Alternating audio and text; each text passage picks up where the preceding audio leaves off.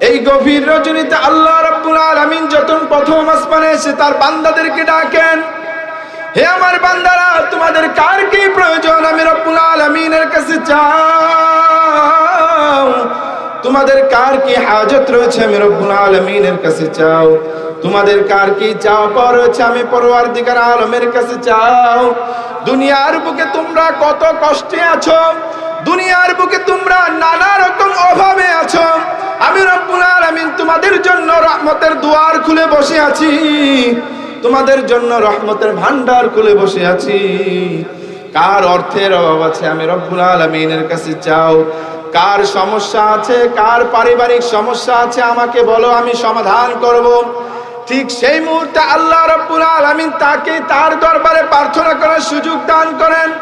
ঠিক সেই মুহূর্তে আল্লাহ রাব্বুল আলামিন তাকে তার দরবারে রুনাজারি করার সুযোগ দান করেন, তাহাজ্জুদের নামাজ আদায় করার সুযোগ দান করেন।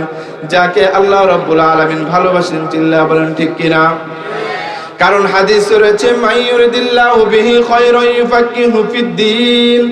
আল্লাহ রাব্বুল আলামিন যাকে দ্বীনের জন্য উত্তম মনে করেন, আল্লাহ রাব্বুল আলামিন যাকে দ্বীনের জন্য উত্তম মনে করেন তাকে দ্বীনের সহি বুঝদান করেন।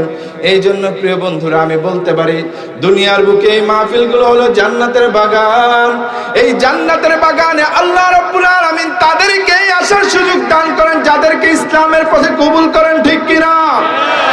শুকরিয়া জানাই আল্লাহ, শুকরিয়া জানাই তোমায়, অসহায় বান্দা মোরা বেঁচে আছি তোমার দয়ায়।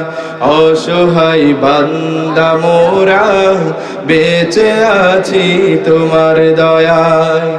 দু চোখ ভরে স্বপ্ন দিলে, টাকার আশা দিলে, দু চোখ ভরে স্বপ্ন দিলে, বেঁচে থাকার আশা দিলে, ফুলে ফলে সাজিয়ে দিলে,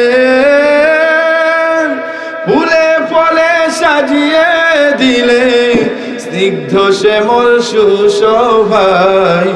শুকরিয়া জানাই তোমায়, শুকরিয়া জানাই আল্লাহ, শুকরিয়া জানাই তোমায়, অসহায় বান্দা মোরা বেঁচে আছি তোমার দয়ায়। খুঁটিবিহীন নীলিম আকাশ তোমার মহিমা করছে প্রকাশ।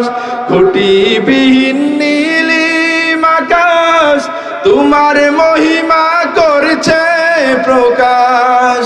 মেঘর আসে বৃষ্টি ঝরায়, মেঘর আসে বৃষ্টি ঝরায়, তোমার অসীম করুণায়।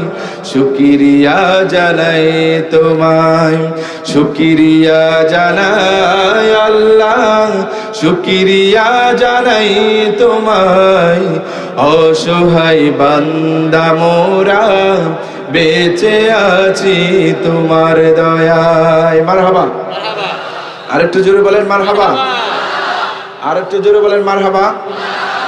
এবার আমি কিছু প্রশ্ন করব, প্রশ্নগুলোর উত্তর দিতে পারবেন? বলেন তো আমাদের প্রতিপালকের নাম কি? আরো জোরে বলেন। এতগুলো মানুষ, এতগুলো মানুষের এত যদি ক্ষীণ আওয়াজ হয় আমি তো ছাড়বো না আপনাদেরকে।